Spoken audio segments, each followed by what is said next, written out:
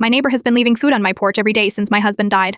Today I discovered why the casseroles started appearing the day after Greg's funeral. For 6 months, someone left home cooked meals on my porch every evening at 5:30 p.m. Just to the I finally caught the mystery chef on my doorbell camera minus it was Emma, the 12-year-old from across the street whose life Greg saved right before he died. I didn't want to eat the first one, and yet I didn't want to eat anything. After watching your 38-year-old husband collapse from an aneurysm while mowing the lawn, food becomes an afterthought, but the doorbell kept ringing every evening, and by the time I dragged myself to answer, whoever left it would be gone. Just a still warm container with a simple note. For Sarah, no name, no explanation. I started calling them the grief meals. They appeared like clockwork, always at 5:30, always something different, always homemade. My sister thought it was creepy, but grief makes you selfish. I didn't have the energy to wonder about the mystery chef when brushing my teeth felt like climbing Everest. The meals became the only structure in my shattered routine. At 5:30, I'd finally have a reason to get off the couch, open the door, and acknowledge the world outside some nights. That simple act was the only thing keeping me from drowning. 3 months in, I realized I should probably find out who was feeding me. I asked neighbors, posted on the community Facebook page, even left my own note. Thank you. Please tell me who you are. The meals continued, but my mystery chef remained anonymous. My doorbell camera had been broken since before Greg died. Another project on his endless, I'll get to it, list. Last week, I finally replaced it myself. A small victory that made me cry in the hardware store. Yesterday, I was watching Nong when my phone pinged with a motion alert. Shima was at my door at 5:29 p.m. I grabbed my phone and watched in real time as skinny arms set down a container. It was Emma Miller, the shy 12-year-old from across the street who barely spoke above a whisper. The same Emma who had been choking on a piece of candy in her front yard the day Greg died. He'd seen her from our lawn, dropped the mower, and sprinted to perform the Heimlich. He saved her life, came home, told me about it while getting a glass of water, then collapsed in our kitchen 20 minutes later. I ran outside, but Emma was already halfway across the street. Emma, wait. She froze, then slowly turned. Her face flushed crimson. Have you been bringing me dinner for 6 months every single day? I asked. She nodded, eyes fixed on her sneakers, except when we visited my grandma in April, she whispered. Mrs. Cooper from next door did it those days? I was speechless, but how? Why? Her voice was so quiet I had to lean in to hear. Mom taught me how to cook when I was 8. She said it's how we take care of people.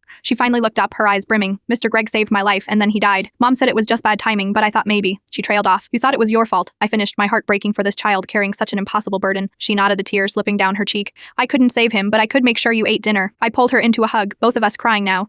Emma, Greg's death had nothing to do with saving you. He had an aneurysm that could have happened any time. The doctor said so. Her shoulders relaxed, perhaps releasing months of misplaced guilt. Your food helped me survive these 6 months, I told her. But would you consider a change? Her face fell. You want me to stop? No, I said, surprising myself with what came next. I want you to come inside and teach me how to cook like you do. I think it's time I learned how to feed myself again. Today at 5:30, Emma arrived with grocery bags instead of a finished meal. Together, we made her grandmother's lasagna while she explained about balancing acidity in tomato sauce. I am still grieving, but for the first time since Greg died, my kitchen smells like life again.